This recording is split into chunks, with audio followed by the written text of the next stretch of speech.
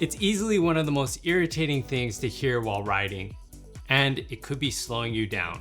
So today we're going to be talking about the best ways to get rid of brake rub.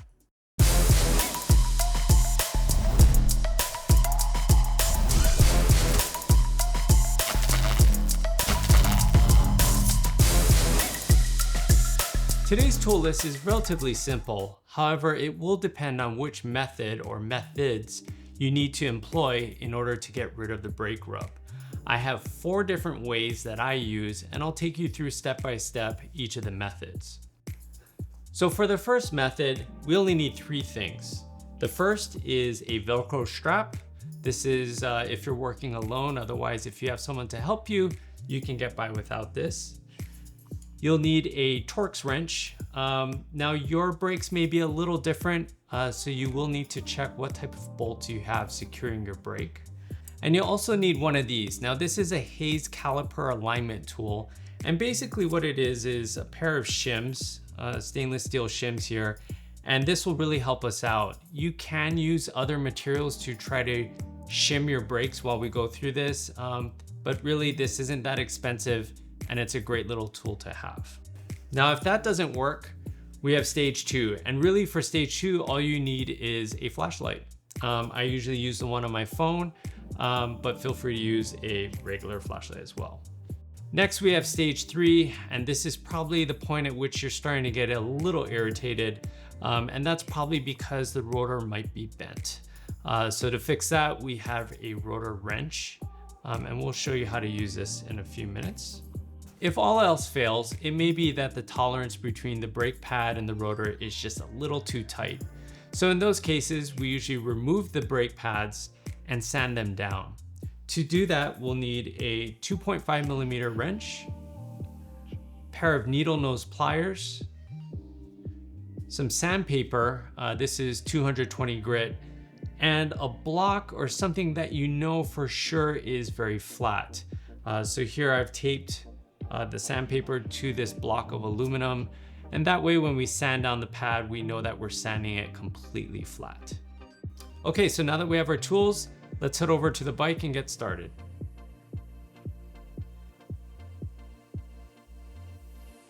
The first thing we're going to need to do is identify the 2 bolts securing the caliper. So our 2 bolts are right down here, and for this particular group set, it's going to be a T25 wrench. So what we're gonna do is just loosen those up. We don't have to remove the bolts at all. We're just gonna loosen them so that the caliper can move freely. So we're just gonna give this caliper just a little wiggle test just to make sure that it is loose enough to move on its own, which it can. Next, we're gonna take our caliper alignment tool and we're gonna flip out these 2 shims, and we're gonna put them on the sides of the rotor and kind of hold them in place here with our fingers, and we're gonna rotate them into the caliper.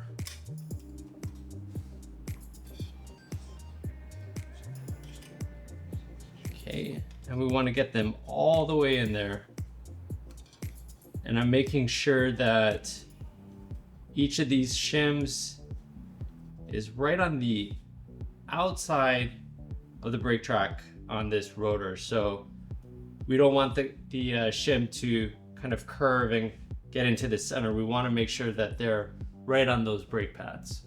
Okay, so now that we have the caliper alignment tool in place, we're going to go ahead and squeeze the rear brake lever, and we're going to give it a couple squeezes just to make sure that, again, it can move freely.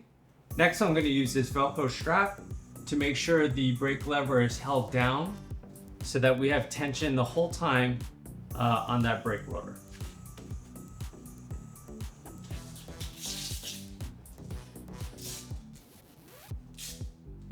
So I'm just going to squeeze down and then wrap this strap right around.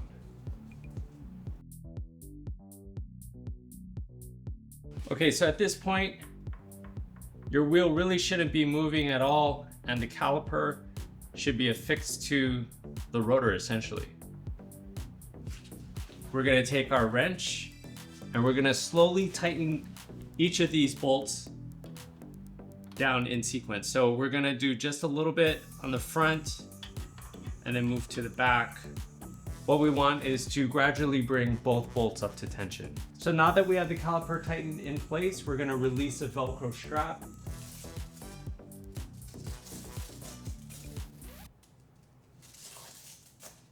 Okay, and we're gonna let that brake lever out. We're gonna pull out the caliper adjustment tool and give this thing a spin.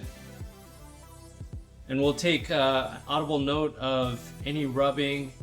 And actually, it looks like we're in really great shape. I don't hear anything. And we've got a freely spinning wheel.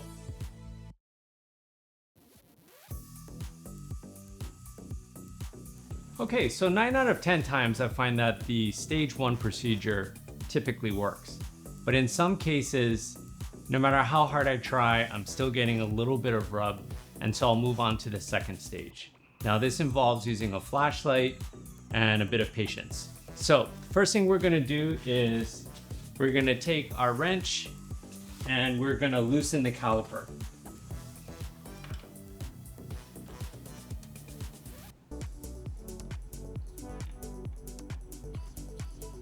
All right, so just like stage 1, once we have that caliper nice and loose, we're ready to move on. And what we're gonna do is we're gonna take our flashlight. Now, in my case, I'm just gonna use the one on my phone.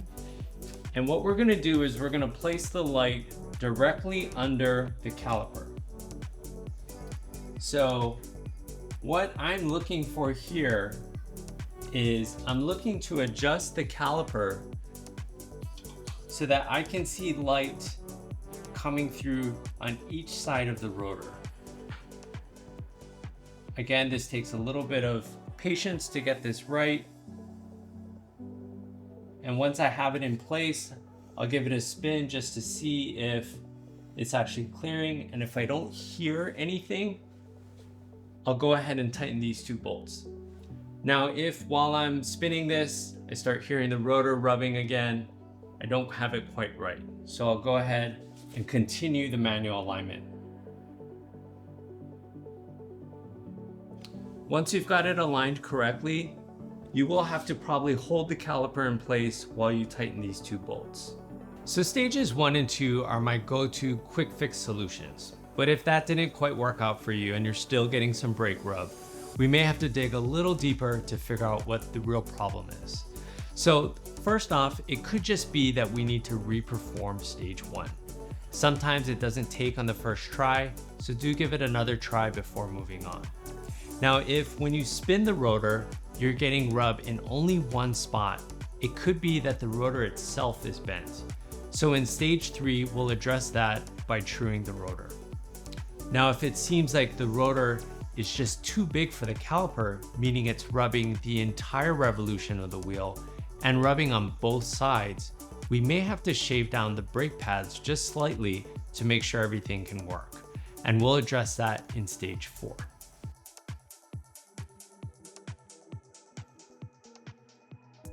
Now, if it's really just one problematic spot, in other words, you spin the wheel and it's just one area that seems to be rubbing, it may be the rotor that's actually bent. So in that case, we're gonna use our tool to bend the rotor back in place. You wanna take note of where on the rotor it is. So right now, I have it right in the caliper, I can hear it. And so as it comes out, I can identify that spot.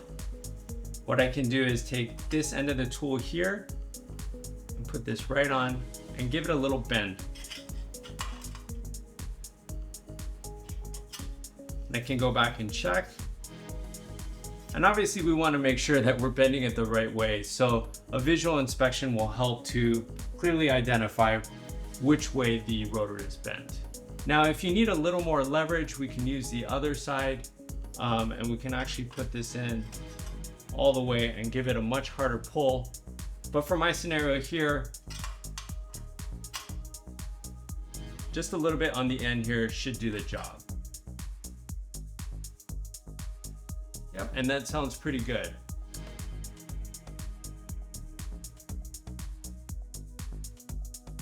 So once again, if you're having brake rub, along the entire revolution of the wheel. And upon visual inspection, you can see that the brakes are dragging on both sides of the rotor. It is very possible that the brake pads need to be shaved down just slightly in order to make this work. Now, it's important to keep in mind that this is a separate issue from brake pistons not returning to their original position. We'll be able to discover if that is the issue on this next step. This is just a little easier if we remove the wheel, so we're going to take it off right now.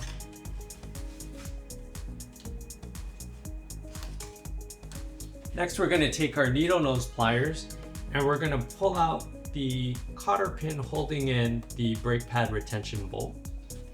Then we're going to remove the brake pad retention bolt.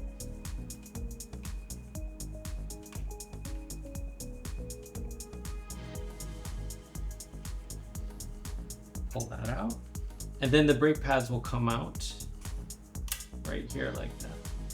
Now, when we pull these out, we want to make sure that we don't get the oil from our fingers on the brake pads themselves. So be sure to hold them by the outside. And also take note that they're just held very gently inside the holder. So there's a good chance they're going to pop out. Now at this point, we should be able to do a visual inspection of the two brake pistons. There's one on each side and they should be fully retracted into their respective sides. Now you can use a plastic tire lever to make sure that the pistons are fully retracted. For this video, we're really just dealing with brake rub with regards to the calipers and the rotors themselves. If the pistons aren't returning to their original position, there may be an issue with the greater brake system. So that would need to be resolved before you can start addressing things like brake rub. Okay, so we've got our 220 grit sandpaper here on this aluminum block. So we're gonna just very carefully remove the brake pads out of the holder.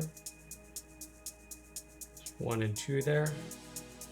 And then we're gonna take the face of the brake pad and we're just gonna place it flat on the sandpaper and just do a light drag over the sandpaper. Want to keep the brake pad as flat as possible and not a lot of pressure is needed. Okay, this process is also great if your brakes get kind of glazed over. This will help remove that glaze layer. Okay, so to reinstall the brake pads, we're gonna just do the reverse of the removal process and we're gonna slide the set of brake pads back in there. We're gonna put in the retention bolt.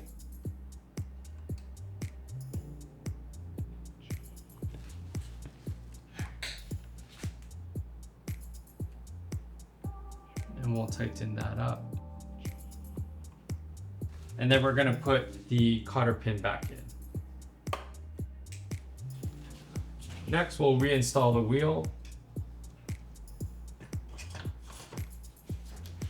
Luckily for me, I don't have a chain on this bike at the moment.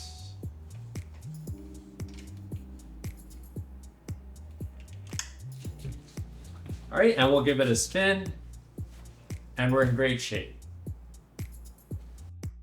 All right, that about wraps up this video. Thanks for watching. I hope it helped you fix your brake rub issues and we'll see you on the next one.